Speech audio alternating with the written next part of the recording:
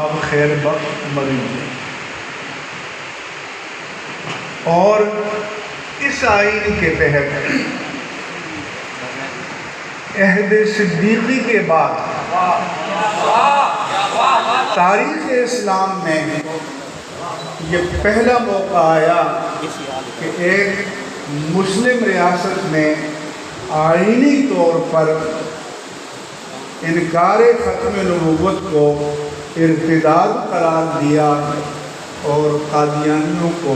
غیر مسلم ڈکلیئر کیا۔ یہ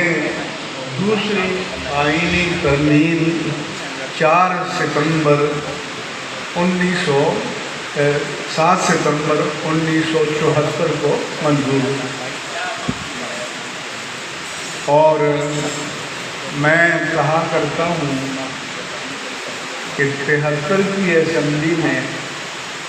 علماء کم تھے، مگر انہوں نے بڑے بڑے مقاصد حاصل کیے، اور 2000 کی اسمبلی میں MMA کی نمائندگی 60 سے اوپر تھی، لیکن کوئی بڑی کامیابی وہ حاصل نہیں کر سکے، بلکہ 60 عورتوں کو جبری طور پر پارلیمنٹ میں داخل کر دیا گیا۔ یہ مشرف صاحب نے یک طرفہ طور پر،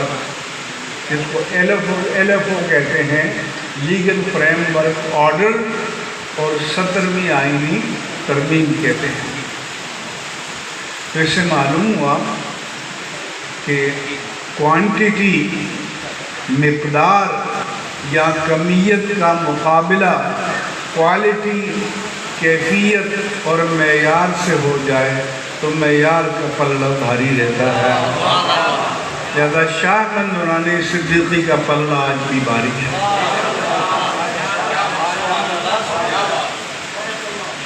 پھر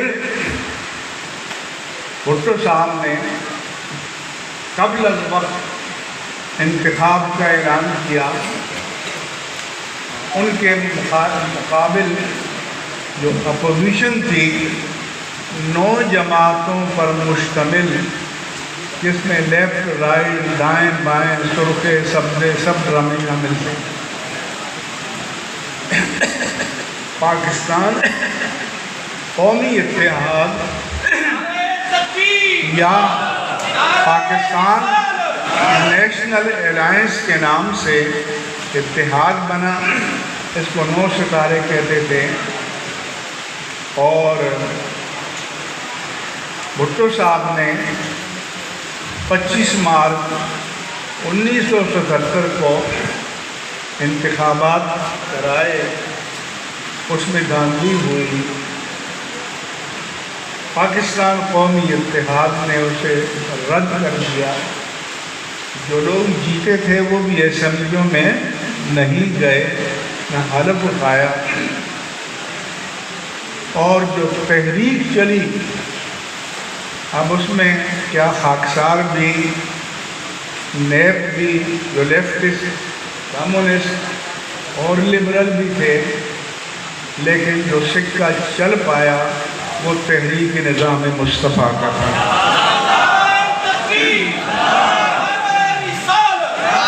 اور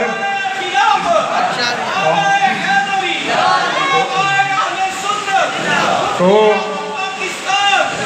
سارے سرخوں، سبزوں، رائٹ، لیفٹ، لبرل، سیکولر، ان کو جمعیت علماء پاکستان کا نعرہ نفاذ نظام مصطفیٰ اور تحفظ مقام مصطفیٰ کے پرچم تلے آنا پڑا۔ اس لیے کہتے ہیں کہ والفضل ما شہدت بہ الاعداء، کمال وہی ہے کہ دشمن بھی اسے ماننے پر مجبور ہو جائے۔ چنانچہ کوئی اتفاق نہ ہو سکا، بھٹو صاحب نے نئے انتخاب کا وعدہ کیا، بیچ میں لیبیا چلے گئے، اور 5 جولائی 1977 کو جنرل ضیاء الحق نے آئین کو معطل کر کے اور دوبارہ ماشاءاللہ نافذ کرتے 90 دن کا انتخاب کا وعدہ کیا گیا، لیکن کہا کہ یہ قرآن دستور قرآن کی آیت تو نہیں ہے، اس وعدے کو وفا نہیں کیا۔ اور کچھ لوگ اس زمانے میں طنز کرتے تھے، کیونکہ وہ نحمدہ و نصلی علی رسول الکریم سے خطبہ تقریر شروع کرتے تھے، تو لوگ کہتے تھے کہ ابھی تو حضرت نے بسم اللہ کی ہے، والناس تک پہنچنے میں نہ جانے کتنا وقت لگ جائے، لہذا 11 سال لگ گئے۔ اور 1985 میں غیر جماعتی بنیادوں پر اس نے انتخاب کرایا کہ جو آئین کے خلاف تھا، اور پھر 1988 میں جہاز کے حادثے میں ان کا انتخاب ہو گیا۔ پھر انہوں نے اپنی اسمبلی کو خود ہی معزول کر دیا تھا، جنیدو صاحب اس کے وزیر اعظم تھے۔ پھر 1988 میں دوبارہ انتخاب ہوئے، اس میں بے نظیر وزیر اعظم بنی، مگر 1990 میں ان کی حکومت کو معزول کر دیا۔ پھر 1990 میں انتخابات ہوئے تو اسلامی جمہوری اتحاد کے عنوان سے نواز شریف وزیر اعظم بن گئے۔ 1993 میں ان کو بھی معزول کر دیا گیا، اور پھر بے نظیر دوبارہ وزیر اعظم بنے۔ 1996 میں ان کے اپنے صدر فاروق لغاری نے بے نظیر کی حکومت کو معزول کر دیا، اور پھر اس کے بعد جو انتخابات ہوئے تو نواز شریف 2/3 اکثریت سے وزیر اعظم بنے، مگر پھر 1999 میں ان کی حکومت کو بھی معزول کر دیا گیا۔ مشرف صاحب انہوں نے بھی آئین کو معطل کر دیا اور چیف ایگزیکٹو بن کر بیٹھ گئے۔ تو اس زمانے میں نشتر پاک کراچی میں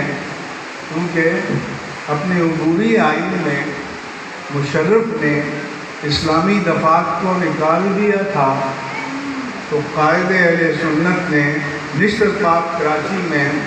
ایک کانفرنس کی چیلنج کرنے کے لیے، تو میں نے کہا کہ ایک وزیر اعظم نے ایک آرمی چیف کے تمغوں کو اتار دیا، حالانکہ آئینی اور قانونی طور پر ان کو اس کا اختیار حاصل تھا، مگر اس آرمی چیف نے اس وزیر اعظم کو معزول کر کے جیل میں ڈال دیا۔ تو میں نے کہا پھر بتاؤ، جو اللہ تعالیٰ کے عطا کردہ ختم نبوت کے اسٹارز کو اتارنا چاہے، اس کی سزا کیا ہونی چاہیے؟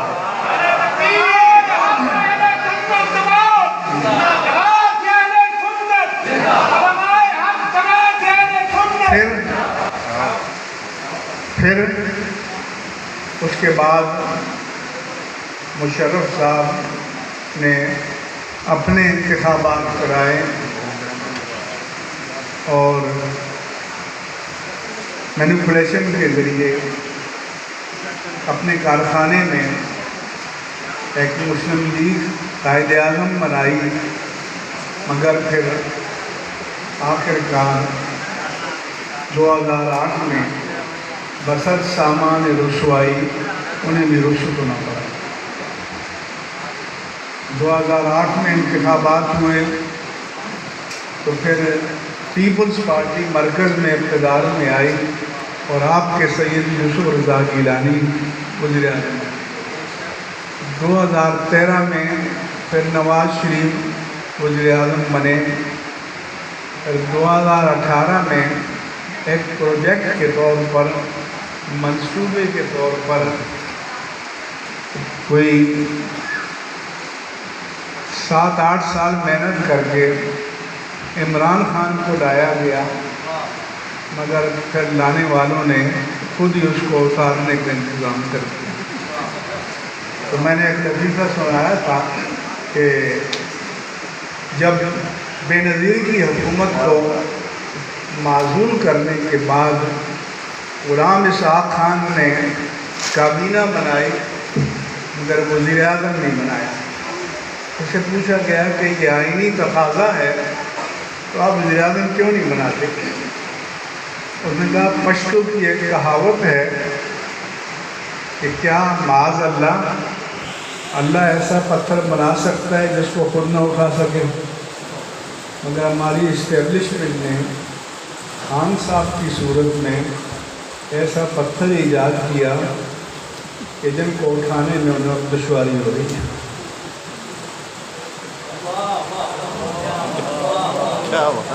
2024 میں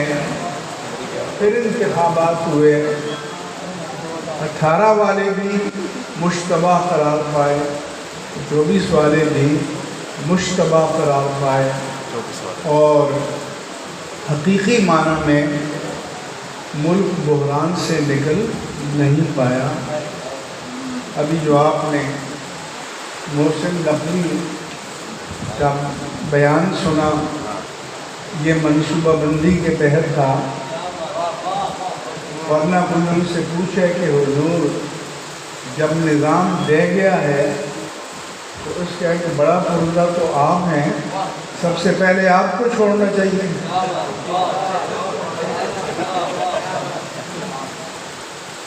تو ہم اب اس مقام پر کھڑے ہیں کہ کچھ لوگوں کی خواہش ہے کہ نئے انتظامی یونٹ بنائے جائیں، کیونکہ 18ویں ترمیم میں کے نتیجے میں جو NFC ایوارڈ پاس کیا گیا وہ بزرگوں کو پتہ ہی نہیں چلا، اور زرداری صاحب نے 1 سال پس پردہ آئینی کمیٹی کو بٹھایا، اور اچانک ایک دن 101 ترامیم پاس ہو گئی، 57.5% اسکولوں کو چلا گیا، اور 47.5% وہ وفاق کے پاس رہا۔ اب قرضے ادا کرنے کے بعد ڈیفنس کی ضرورتیں پوری کرنے کے وسائل بھی ان کے پاس نہیں ہیں۔ ملک چلانا تو بعد کی بات ہے، اس لیے قرضوں کے بغیر اب اس ملک کو موجودہ حالت میں چلایا نہیں جا سکتا۔ تا وقتے کے سب مل کر اس مسئلے کو سمجھیں اور ایک نئے عمرانی معاہدے کے